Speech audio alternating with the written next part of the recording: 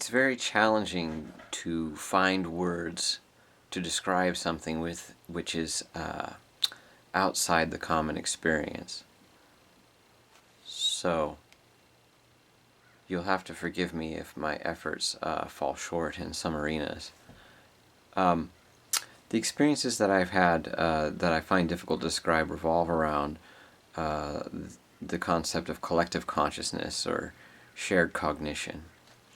I've had 4 experiences where I believe that I have felt that there was something like that happening.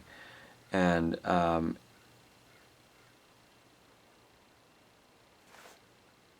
there is often like an outside stressor that's involved. Like in at least 2 of the events, there was a lot of energy expended into pulling off this really cool thing with a lot of people involved in it, and then there was an authority that came down to that tried to stop it from happening, and it was successful to some degree. That form never was manifested. The form that was initially intended was never manifested. That product of creation didn't happen in the way that the creators intended it to. But something else did happen more spontaneously and, in my opinion, more authentically than what was originally intended to happen. And that is an autonomous creation of focus and awareness, self-produced. So typically when you go to a performance or some kind of event, there's usually an agenda or a way to direct the attention, whether it's someone playing guitar on stage or an activity that everyone's participating in together. In these circumstances, there's something that arises on its own that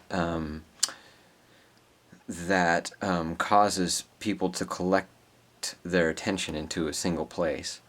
And it is challenging to describe how it's different from normal experience or normal events and gatherings. The hallmark of it is that one no longer identifies with the ego. The ego is not annihilated, but rather subsumed by a new overarching order of consciousness. Whereas the part of myself that's communicating with you now, the location of it is at this level, this plane of awareness. I like to use my eyes because that's kind of like the place where we orient our perception of the world from.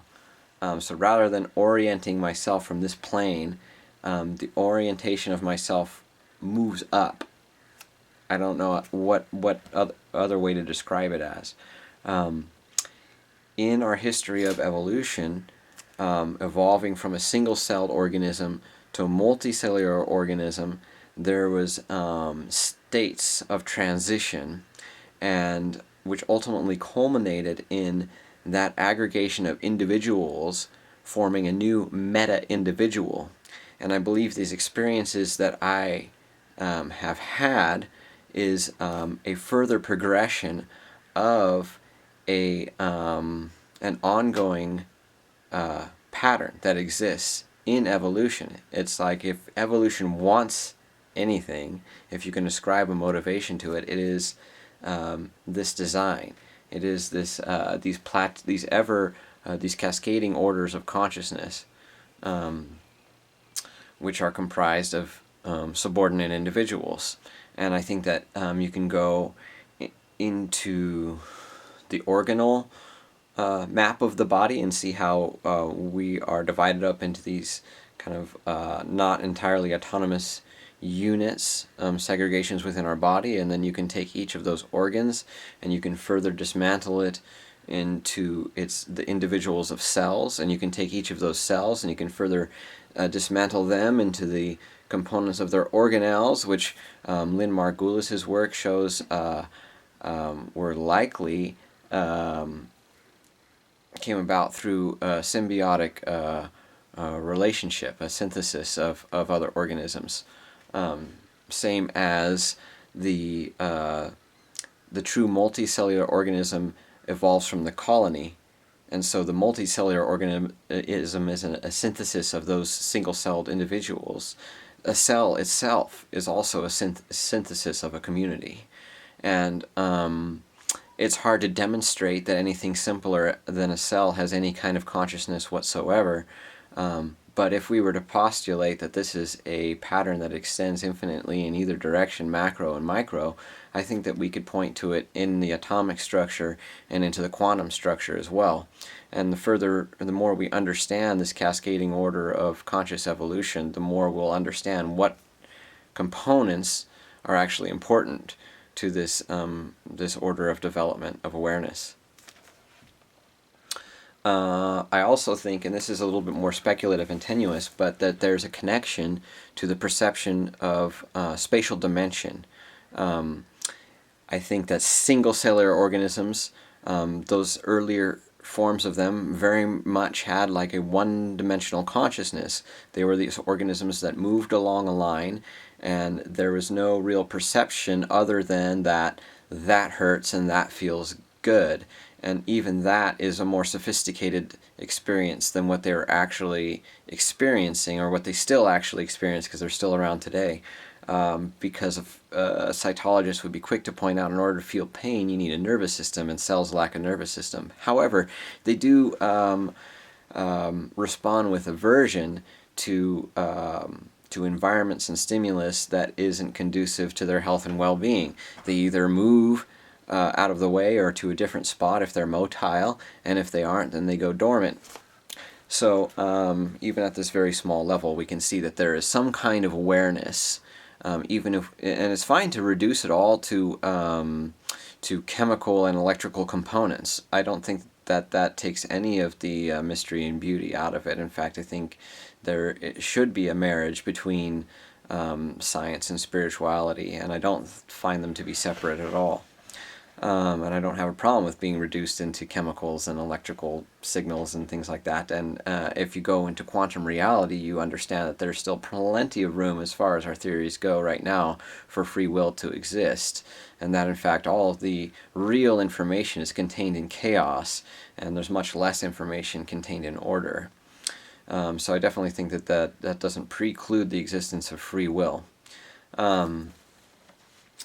So it's important to understand in this concept of a transcendent order of consciousness that it does not replace this order of being. It does not replace your ego. Your ego changes relationship to it in the same way that I have a relationship with my hand. And this is very important to me, and I would be devastated if anything were to happen to it, but it is not the sum and total of me.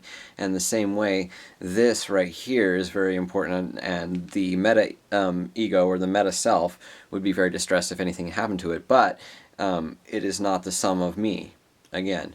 So I've had 4 instances where the me, the feeling of identity, shifted to a larger group, a group comprised of people. And it didn't change this, but there was a shell that encompassed it, or that I identified with it even more than this, for a brief time. And there was a quality to the state of the group when this was going on. And it was this oscillation between chaos and order that proceeded. All the times that it happened with me was during the evening, but I'm sure it can happen any time of day. But proceeded through the evening. So there would be these moments of supreme order where everyone would align and things would be moving in rhythm, even like normal communications, like everything had this like real quality of rhythm and harmony to it. And then it would decay, and it was interesting because you could feel everyone like focus their attention on this thing, and they didn't even necessarily know what they were focused on. And then as it decayed, you'd see this expression, or I saw this expression on their faces that was very much the expression you see on someone's face when they walk into a room and forgot what they were looking for.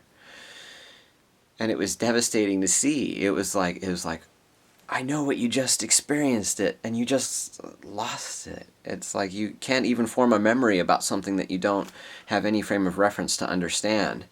And I don't know why I was allowed to remember where I was. I saw it come and go in people's. They were connected to this thing, and then they weren't connected, and they didn't even know what they were connected to. And so part of my desire to talk about this is to give people that frame of reference, so that when it happens, then they can hold on to the experience and understand what's going on. And maybe as we get a better understanding of the mechanics of this social consciousness, which is much more than if you Google social consciousness, what I'm talking about is much more direct and immediate than anything that any hits you'll get. Because I'm talking about something that really is self-aware, I think. I had 4 direct experiences with this, and there's definitely a structure to it. Let's take a look and see what that looks like.